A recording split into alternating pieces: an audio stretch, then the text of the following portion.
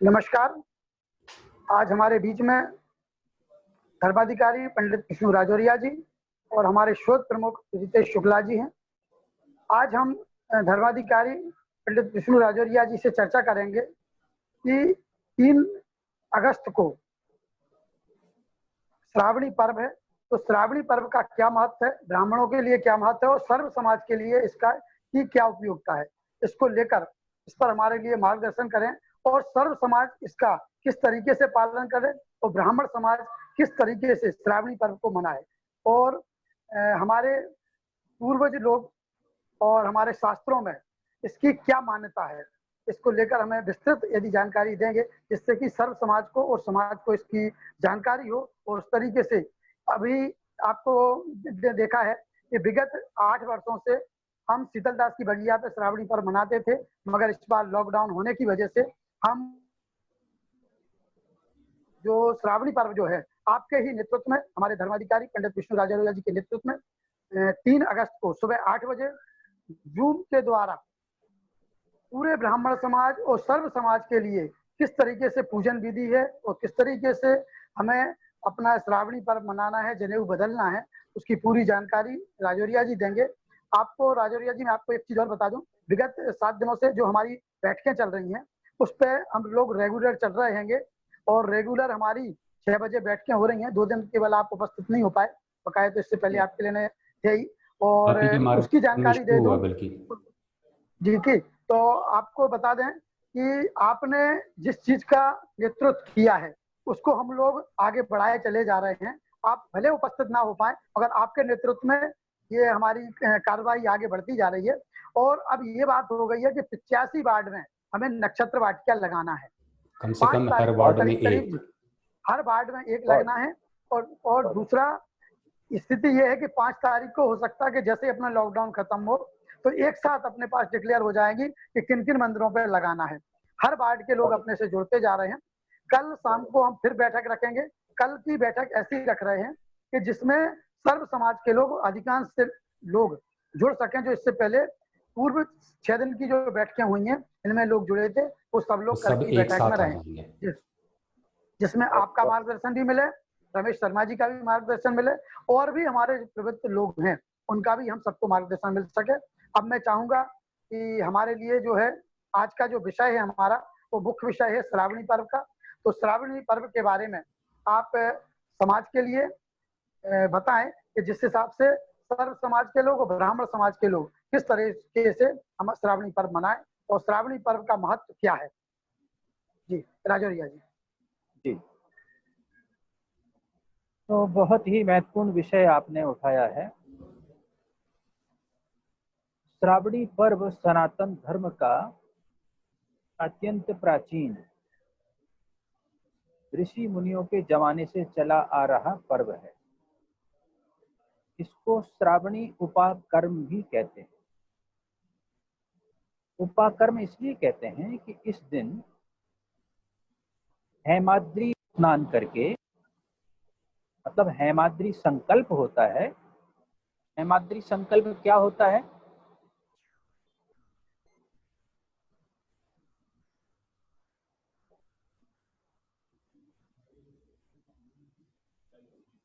जी जी जी गुरुदेव जी, विष्णु भाई बस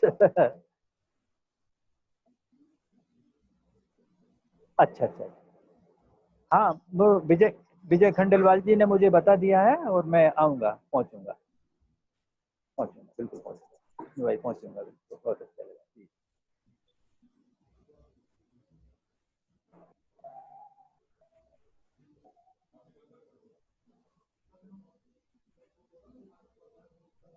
आवाज नहीं आ रही आप? हाँ, मैं बीच में विष्णु भाई का फोन आ गया था, बैरागढ़ वालों का, क्या करें आप। अच्छा जी जी जी जी। तो ऐसा है कि श्रावणी उपाकर्म के विषय में हम विषय पर चर्चा कर रहे थे। तो अत्यंत प्राचीन पर्व है और हेमाद्री संकल्प करके, हेमाद्री संकल्प करने के बाद में सनातन धर्मावलंबी 10 विध स्नान करते हैं। 10 विध स्नान करने के उपरांत में नवीन उपनयन धारण करके अपने सप्तऋषियों का पूजन करते हैं और अपने पितरों को तर्पण करते हैं। इस तरह से इस कार्य को संपन्न किया जाता है। तो अब हेमाद्री संकल्प में जिस क्षेत्र के हम निवासी हैं उस क्षेत्र का स्मरण किया जाता है। हमारे जिस गोत्र के हम वंशज हैं, हमारे पूर्वजों का स्मरण किया जाता है। उसके साथ ही हमारे द्वारा वर्ष पर्यंत जो भी अच्छे कार्य किए जाते हैं उनका शुभ फल हमको प्राप्त हो, और जो भी जाने अनजाने में हमारे द्वारा कुछ गलतियां हो जाती हैं, कुछ ऐसे दोष हो जाते हैं जिनको हम नहीं समझ पाते हैं, और कई दोष ऐसे हो सकते हैं कि जो हम जानबूझ के कर देते हैं। तो उन सब दोषों से निवृत्ति के लिए इस हेमाद्री संकल्प को धारण किया जाता है।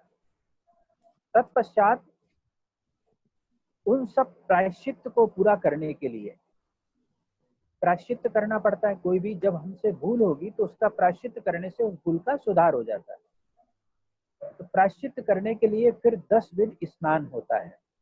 तो 10 विध स्नान में भस्म से, मृत्तिका से, गोबर से, गौमूत्र से, फल से, उषा के जल से, स्वर्ण से और तीर्थोदक से, तीर्थों के जल से, इस तरह से उसकी एक स्नान की एक विधि है। बड़ा विधि पूर्वक स्नान होता है।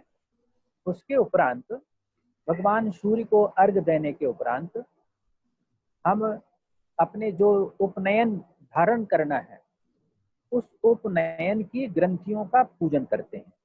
हर ग्रंथि के देवता अलग अलग होते हैं।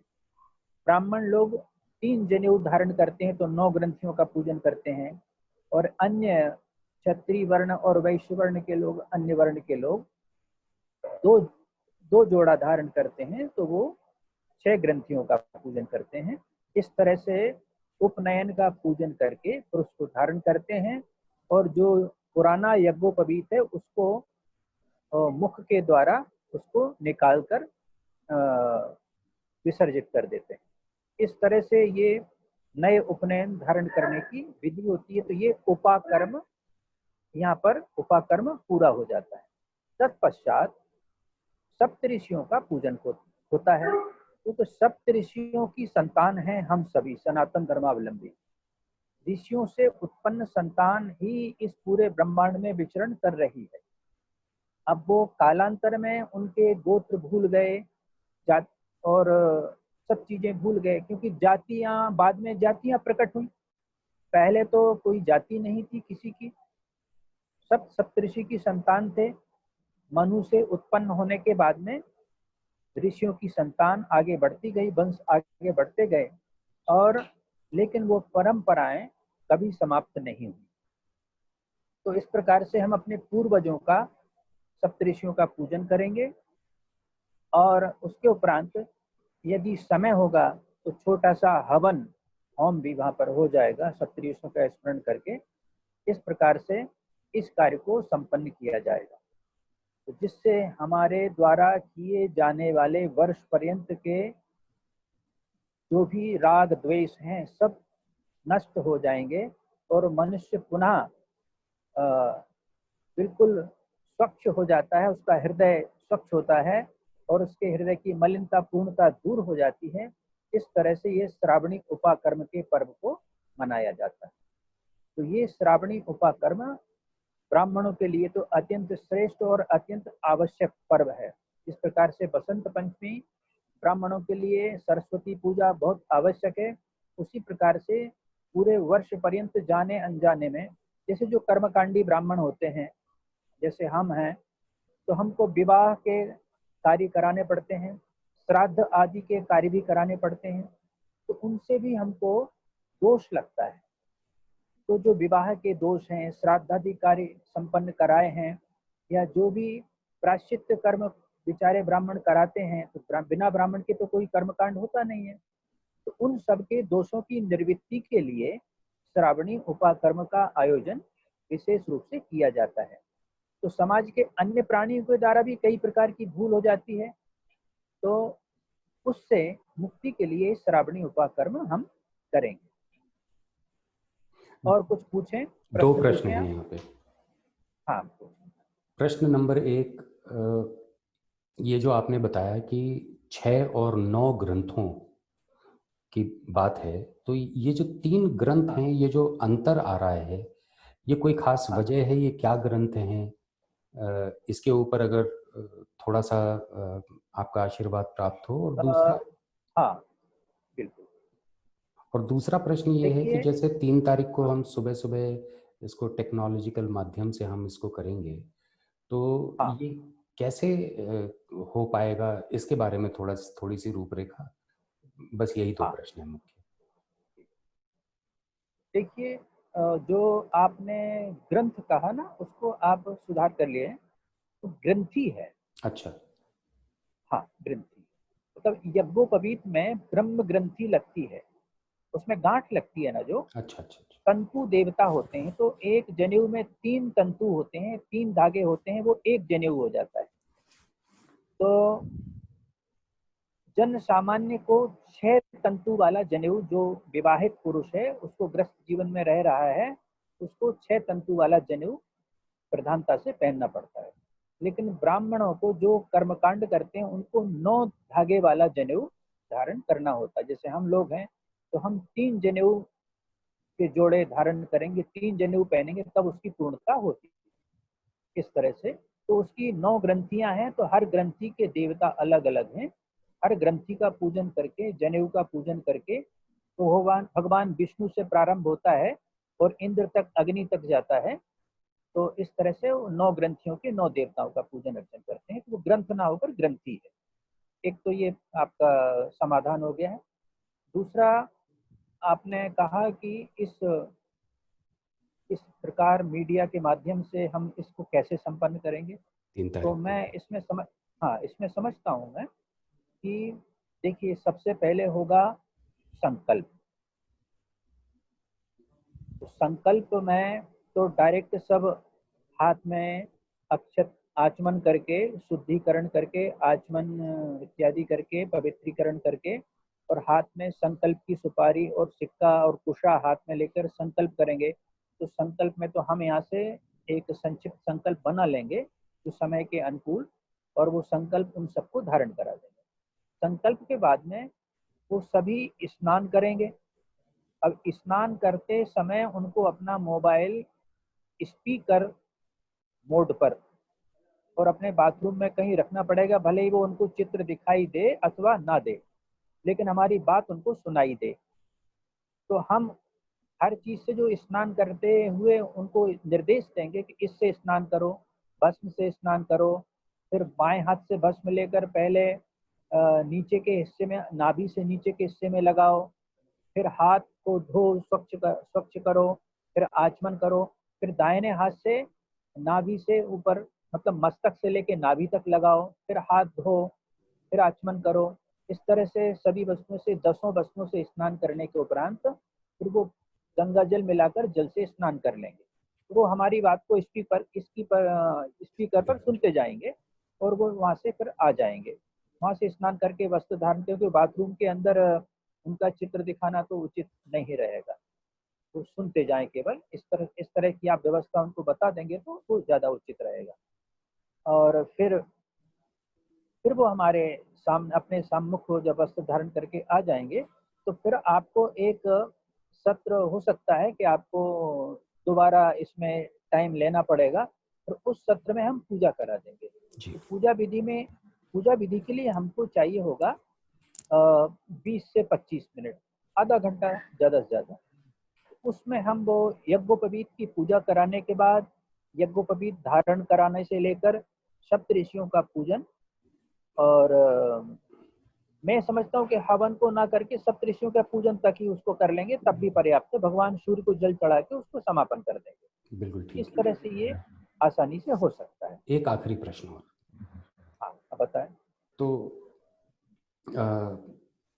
जैसे हम जानते हैं, यज्ञोपवीत संस्कार या उपनयन संस्कार जो है, इसकी हाँ, शुरुआत इस तरीके से हुआ करती थी कि जब दूसरा जन्म मानते हैं इस स्टेज को, जब हम अध्ययन मार्ग की ओर अग्रसर हुआ करते थे, वेदारंभ के लिए हाँ, जब जाते थे, बिल्कुल, तो वेद पाठशाला जाते विज्ञान के थे, माध्यम से अध्ययन की ओर जब अग्रसर होते थे, तो उपनयन के दौरान संकल्प लेकर आगे बढ़ा जाता था। तो कायदे से देखा जाए तो प्राचीन पद्धति के अनुसार ये ज्ञान मार्ग की शुरुआत का संकल्प स्टेज है। बिल्कुल, ज्ञान चक्षु खोलने का संस्कार है। तो आज ये जो कर्मकांड तक ही सीमित हो गया है, इसको एक कदम आगे बढ़कर ज्ञान मार्गीय दिशा में आगे ले जाने के लिए इसमें ये कला कहीं ना कहीं विलुप्त हो गई है। क्या हम 3 तारीख को इस दिशा में भी जो लोग इच्छुक हैं, क्या उनके लिए कुछ मार्गदर्शन प्राप्त हो सकता है?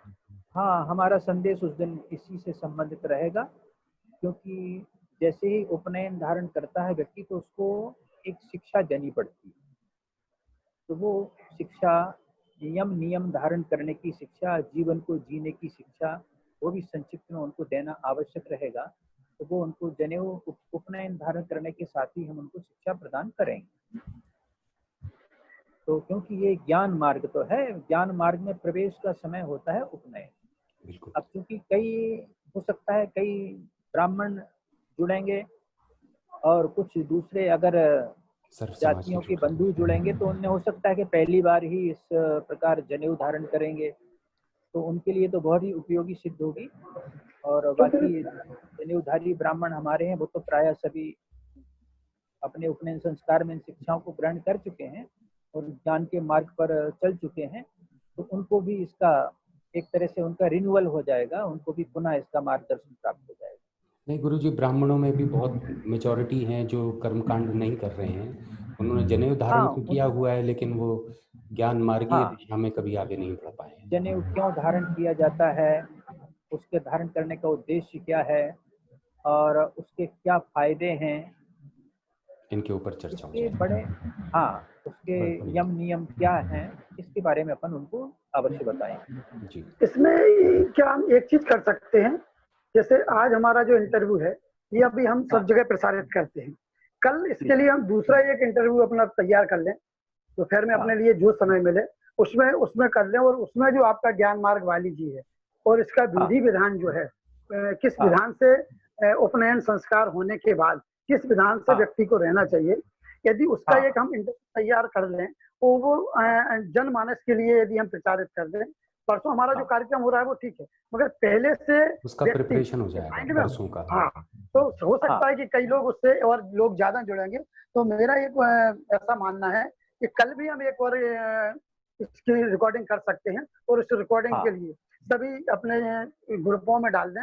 यदि हम सब ग्रुप में अपनी ये बात डाल देंगे तो हो सकता है कि जैसे ये देखिए, जब हम शीतलदास की बगिया पे, आपको ध्यान होगा, जब प्रारंभ किया तो पहले 5 लोग पहुंचे थे, इसके बाद आज की तारीख में 100 से 150 लोग पहुंचने लगे थे। तो उसमें कई लोग ऐसे थे कि केवल उस दिन तो आते हैं जनेऊ बदलने के लिए, मगर इसके बीच में नहीं पहनते। तो क्यों नहीं पहनते आखिर वो, ठीक है ना? और यदि वो नियम से नहीं चल सकते हैं तो उनके लिए किस तरीके से चलना चाहिए, और यदि पूर्ण नियम से नहीं चल सकते हैं तो यदि उन्हें धारण करना चाहिए उपनयन या नहीं करना चाहिए, यदि करना चाहिए तो किस तरीके से करना चाहिए, इसकी जानकारी हो जाएगी कल। उनको अपन यज्ञोपवीत जो है, उपनयन जो है वो उपनयन मतलब ये हमारा जो 2 नेत्र भगवान ने दिए हैं ना, इनके अलावा अगला नेत्र है ये। जी। तो ये नेत्र का काम करता है, तीसरे नेत्र का काम करता है हमारा उपनयन। जी, तो इसके ऊपर कल जो है विस्तृत चर्चा कर ली जाएगी। इस पर चर्चा करेंगे। और इस अभी अपना टाइम कितना बचा है? अब खत्म ही होने वाला है, 2 मिनट है, खत्म ही हो गया। तो उपनयन धारण करने से क्या क्या फिजिकली क्या फायदा होगा, मेंटली क्या फायदा होगा, जी जैसे हम ये हम ये कल की चर्चा में अपन रख लेंगे। कल हम पूरी विधि बता देंगे। कल आप समय रख लो, 4 बजे का रख लो, कोई दिक्कत? ठीक है, कल 4 बजे का रख लेते हैं, क्योंकि कल फिर कल एक चीज और है कि सर्व समाजों की एक बैठक जो है वो लंबी चलेगी, क्योंकि उसमें हो सकता है कि कल 100 से 200 लोग जुड़े, ऐसा प्लान है। 6 बजे वाली ना, 6 बजे वाली में, जिसमें आपका वक्तव्य रहेगा, इसमें आपका रहेगा और रमेश शर्मा जी का, ये 2 लोगों का समय अपन ज्यादा रखेंगे, बकाया सबके हाँ। लिए 2-2 मिनट का समय देंगे सब समाजों के लिए, ठीक है, क्योंकि सबको बोलने का मौका मिलना चाहिए, कोई दिक्कत। हाँ, बोलने का मौका सबको देंगे, मगर जो विचार हैं वो आप लोगों के सब तक पहुंचे, इस उद्देश्य को लेके करेंगे। और कल की हम रिकॉर्डिंग भी करेंगे और सब जगह डालेंगे, क्योंकि उसमें कोई ऐसे भी किसी के लिए हम चिन्हित करके नहीं बोलेंगे, और इस तरीके से बोले जिसमें कि लोगों को हम जागरूक कर रहे हैं केवल धर्म के प्रति, हिंदुत्व के प्रति। तो इस तरीके से वो करेंगे तो अपने धर्म, अपनी परंपराओं के प्रति लोगों को, जो हमारी अच्छी परंपराएं, उनको ग्रहण करने की ओर आगे बढ़ाना है। जी जी जी, बस तो इस उद्देश्य को लेकर, और जैसे वो 85, हाँ, तो जैसे 85 वार्डों में नक्षत्र वाटिका है, ये 5 को लगना है, तो तीन के बाद केवल परसों का ही दिन, एक ही दिन का रहेगा, केवल 4 तारीख बीच में होगा, तो उस पर भी चर्चा हो जाएगी। इन सब चर्चाओं के लिए हमारे पास जो है कल का 4 बजे का पहले आपका इंटरव्यू, जिसमें कि हम सब चीजों की वो करेंगे, और फिर इसके बाद में 6 बजे सर्व समाज की चर्चा करेंगे। तो शायद आज जो है हमारे लिए, सर्व समाज के लिए और ब्राह्मण समाज के लिए बहुत अच्छे जानकारी हमारे बीच में हमारे धर्माधिकारी पंडित विष्णु राजौरिया जी थे, और उन्होंने सभी चीजों से, सब पहलुओं से अवगत कराया, और उन्होंने हमें ये बताया कि किस तरीके से हमें उपनयन संस्कार या उपाकर्म जो है हमारा जो है, किस तरीके से हमें इसको करना चाहिए और क्यों करना चाहिए, इसकी जानकारी दी है। निश्चित बात है कि 3 अगस्त को लॉकडाउन चल रहा है भोपाल में, और लॉकडाउन में क्योंकि यह कर्म जो है किसी जलाशय के पास जाके किया जाता है, परंतु ऐसा संभव नहीं हो पा रहा है, और हमारे बीच में हमारे धर्माधिकारी पंडित विष्णु राजौरिया जी हैं, जो कि विधि विधान से हमारे ये सब पूरा कर्म करवाएंगे। तो हम ये चाहेंगे कि समाज के लोग और ब्राह्मण समाज के लोग, जितने लोग इस हमारे YouTube चैनल के माध्यम से इस बातों को सुन रहे हैं, तो सुबह 8 बजे आपके लिए लिंक भेज दी गई है, जिनके पास ना हो वो हमसे लिंक ले सकते हैं और इस लिंक के माध्यम से जुड़ सकते हैं। हम इसमें कोशिश कर रहे हैं कि फेसबुक लाइव भी चलाएं और यूट्यूब चैनल के माध्यम से भी रहें, दोनों के माध्यम से हम सर्व समाज को जागृत कर सकें, ब्राह्मण समाज को जागृत कर सकें, और हमारा जो उपनयन संस्कार, उपाकर्म जो संस्कार है, इसको हम विधि विधान से कर सकें। हमारे बीच में राजौरिया जी जो हैं, जो हमारे लिए निरंतर मार्गदर्शन देते रहते हैं और हिंदुत्व को और धर्म को आगे बढ़ाने के लिए निरंतर कार्य करते रहते हैं। हमारे बीच में हमारे शोध प्रमुख रितेश शुक्ला जी हैं। रितेश शुक्ला जी का परसों जो है मंगलवार को आरएसएस के द्वारा जो नानाजी देशमुख वाचनालय है, उसके माध्यम से रामचंद्र जी के ऊपर एक व्याख्यान होगा, जो कि फेसबुक के माध्यम से सभी लोगों को सुनने को मिलेगा। तो मैं चाहता हूं कि अभी हमारे बीच में जो रितेश शुक्ला जी हैं, यदि उनका कोई इसमें कोई विषय हो, यदि आप कोई जानकारी देना चाहते हैं तो आपके पास यदि समय है तो आप दे सकते हैं। नहीं, मेरे ख्याल से आज बहुत सारी चर्चा हो गई है। ज़्यादा महत्वपूर्ण ये है कि कल गुरुजी का सानिध्य प्राप्त होगा इस बहुत महत्वपूर्ण श्रावणी पूर्णिमा पर्व के लिए, और परसों मेरे ख्याल से 3 तारीख को सुबह 8 बजे से जो ये कार्यक्रम होना है, ये बहुत महत्वपूर्ण है। ये बहुत तो उसके प्रिपरेशन के लिए कल मेरे ख्याल से अब कंक्लूड करना पड़ेगा, नहीं तो ये बीच में डिस्कनेक्ट हो जाएगा।